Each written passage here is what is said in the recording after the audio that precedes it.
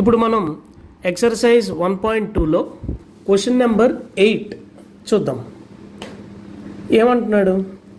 A student multiplied 7236 by 65 instead of multiplying by 56.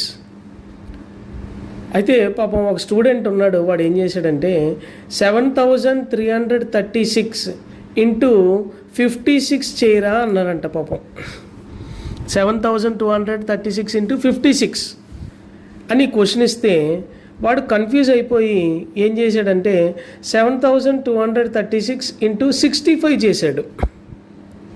So అయితే వాడికి answer తప్పు వచ్చింది, ఎగ్జామ్లోని మార్క్స్ కూడా రాలేదు. సో అప్పుడు ఇక్కడ వాడికి ఏంటంటే క్వశ్చన్ ఏంటంటే by how much his answer greater than the correct answer.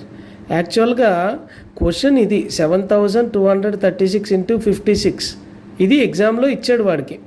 వాడేం చేశాడు, కన్ఫ్యూజ్ అయిపోయి 56 బదులు 65 వేసేసాడు. వేసేస్తే ఆన్సర్ అనేది కరెక్ట్ ఆన్సర్ కన్నా ఎక్కువ వచ్చింది.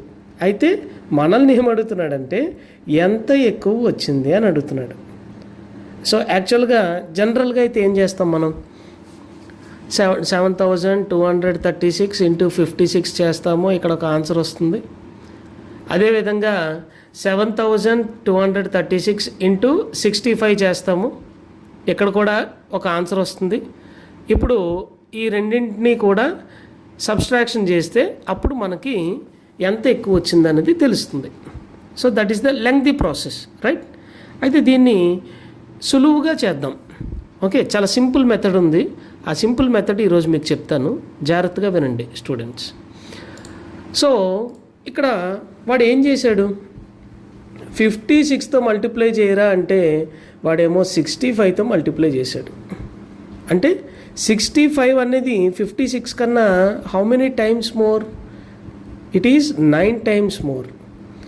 ఓకే, అంటే వాడు ఏం చేశాడు, 9 టైమ్స్ ఎక్కువగా మల్టిప్లై చేసేసాడు.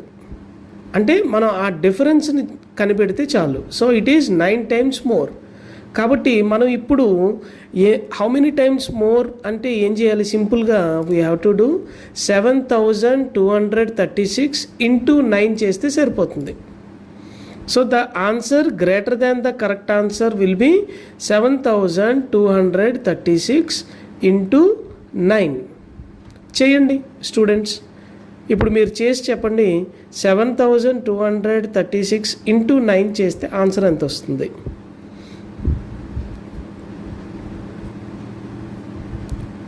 చేశారా? సో ఆన్సర్ చెప్పండి. It will be 65,124. అంటే 7236 ఇంటూ 56తో చేస్తే ఎంత ఆన్సర్ వస్తుందో 7236 ఇంటూ 65తో చేస్తే వచ్చిన ఆన్సర్ 65,124 ఎక్కువ. ఇది మనల్ని అడిగాడు.